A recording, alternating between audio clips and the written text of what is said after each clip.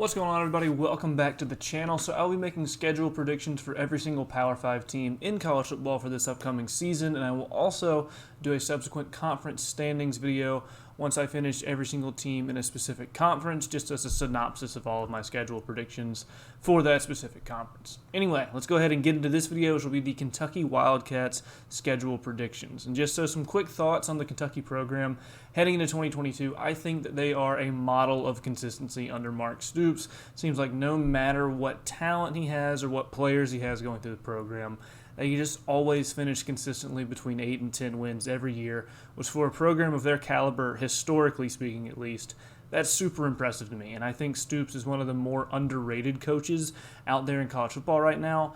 I really think he doesn't get a lot of attention for how consistently good he has this Kentucky team every year. I think Will Levis is a very good quarterback. I don't think he's the Heisman contender that some people out there are hyping him up to be, but he is undoubtedly a very, very good quarterback, especially compared to what Kentucky is used to having in years past. They're not known for very good quarterback play, and Will Levis is the best they've had in quite some time.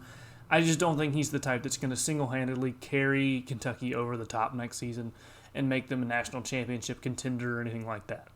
So let's go ahead and dive into the schedule, starting with the guaranteed wins for Kentucky against teams that just have no realistic hope of beating them next year, barring some sort of catastrophe. And those teams are first Miami of Ohio, then Northern Illinois, Youngstown State, and Vanderbilt. Vanderbilt's the only one here who might kind of have a chance, but not really. Kentucky will probably be a 3-score favorite in that game, and even more so in the other 3 games. So they're not even really worth talking about. So first game we want to actually break down a little bit is at Florida. And so this game to me is super intriguing because historically Florida is the far superior program, but as of late they've been much more even than you would expect between Kentucky and Florida. Kentucky has got a couple big wins in the series last few years, and Florida's going to be in year 1 under new head coach Billy Napier. So that slants things even more in Kentucky's favor, I feel like. However, this game being in the swamp makes it infinitely harder for Kentucky.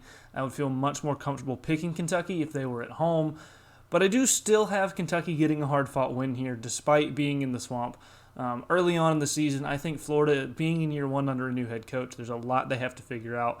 This early in the season, they don't get a gimme game to start off. They start off with Utah, who is a very, very tough opponent. So Florida just kind of gets thrown into the fire to begin the season. I think Kentucky has the better quarterback in this game. They have a much more experienced staff and roster, and they have much more continuity. I think it's gonna really show this early in the season particularly. I think Kentucky gets a very close win against Florida in a game that really could go either way. Next game up is at Ole Miss, and this is another tough road game between 2 teams of really similar caliber, in my opinion. And this is a game that, again, could go either way, just like the Florida game. I am pretty high on Ole Miss this year, but I'm also pretty high on Kentucky this year. I think they're going to be very good as well. So things get really interesting in this one. I mean, I think Will Levis is the better quarterback here, regardless of who ends up starting for Ole Miss. And I think Kentucky also has a slight talent edge, just roster-wise overall, over Ole Miss, but not by much. And with Lane Kiffin running the offense, Ole Miss can never really be counted out. Very explosive offense, very tough to play against. They are always going to be able to score points in bunches. And I think they're going to do very well this upcoming season. And with this one being in Oxford, I have a slight lean to Ole Miss here, just ever so slightly. So I'm going to pick them in a close one at this point. But this game's really a true toss-up, in my opinion. Could go either way. It's even closer, I think, than the Florida game, to be honest.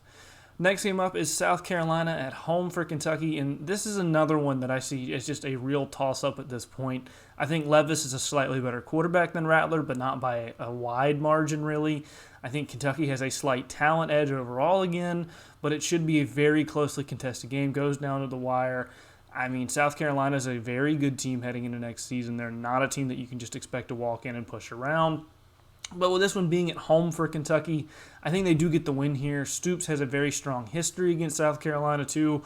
Doesn't really mean all that much, but it kind of makes for a fun narrative, I guess. But this is just another one. Could go either way. It's going to come down to the wire. I think Kentucky gets the win, mainly just because they're at home. Being in Williams-Brice would make things much more difficult. Next game up is another home game, and it is against Mississippi State. This game is another very tough game, but one where I feel like Kentucky has a much more noticeable edge in overall talent. They also have an edge in quarterback play. Although Will Rogers is a very good quarterback from Mississippi State in his own right, Levis is better than him, I feel. And I think the home field advantage here helps out a lot with Kentucky, and they're just being a little bit better team all the way around in most areas of Mississippi State. I have them getting another pretty hard-fought win in this one. I do think that they're just a little bit better. They'll probably win, one, maybe two-score win there. Not an easy game, but I don't think Kentucky's going to be in too much trouble either. Next game up then is at Tennessee, and this game is going to have huge implications for the entire conference and the East in particular. I think it may be the first game where Will Levis isn't the best quarterback on the field that day, and being on the road against Tennessee is also a huge game changer because when that stadium in Knoxville is rolling, it is incredibly hard to play there. Plus, I think Tennessee is going to be very good overall next year. It's not just, Heupel in the offense. I think they're going to be a very talented, very good team top to bottom. They're still not quite there yet as far as competing in the SEC East for winning the division, I think, but they're a very dangerous, very good team. I think these two teams are basically evenly matched. I think Tennessee's style of play, though, allows them to score, points much quicker. Even if the offense is struggling, one play they can get a touchdown out of it. They can do that much more often than Kentucky, and that sort of helps in games where you're really closely matched like this.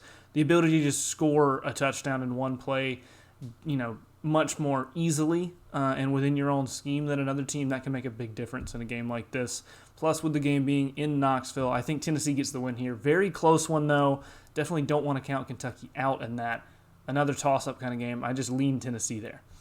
Next team up is at Missouri, and Missouri's a team that will probably have a pretty meh record next season. They're also a team, though, that can pull off an upset most any week of the season. They're a pretty good team, but I don't think this is going to be one of those upset weeks. Even on the road for Kentucky at Missouri, I just think Kentucky's a better team than them overall by a pretty decent margin. They have a better quarterback by a wide margin. I think they're going to win this without too much trouble. I don't think it's going to be a blowout or anything like that, but I don't think it's going to be too hard-fought of a game either. Next game up is Georgia, and this is the only game on the schedule where Kentucky is completely outmatched across the board, talent-wise, top to bottom. They would really have to play an A-plus game and hope Georgia makes some mistakes to beat them. They're definitely good enough to get the win in this one, and they're at home, which is huge because if they were in Athens, I'd give them basically no shot. But even with home field advantage in this game, and you could argue they have the better quarterback play with Will Levis versus Stetson Bennett, I think it's kind of a toss-up.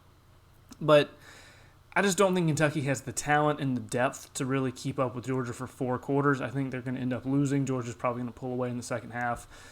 Probably end up losing by 2 scores there. Georgia's just a better team than them top to bottom.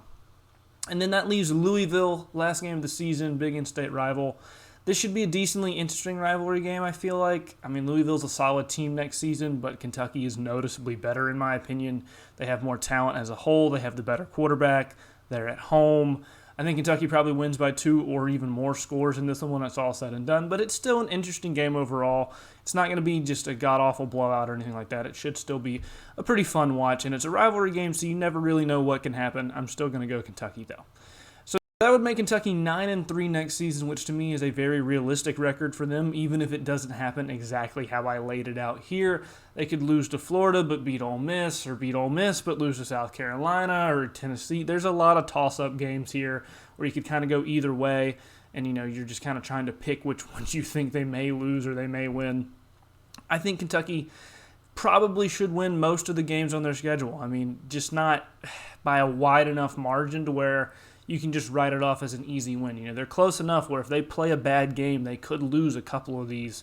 But also, if they play a good game, then there's some of these that they should win that even have them losing.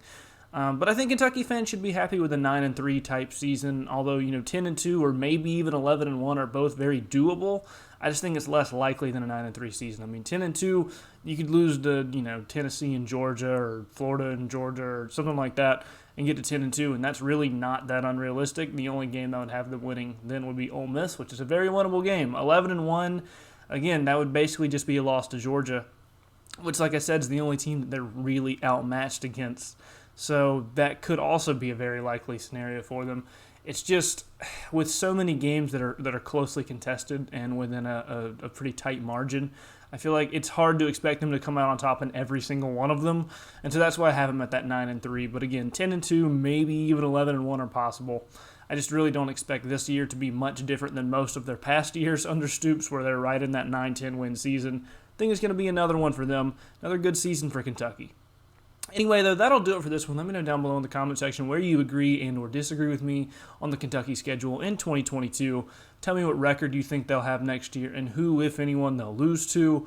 Also, if you've made it this far in the video, be sure to go ahead and leave a like and subscribe to the channel because it helps out tremendously, and I will continue to be putting out more college football content in the future. Thank you all so much for watching, and I'll see you guys next time.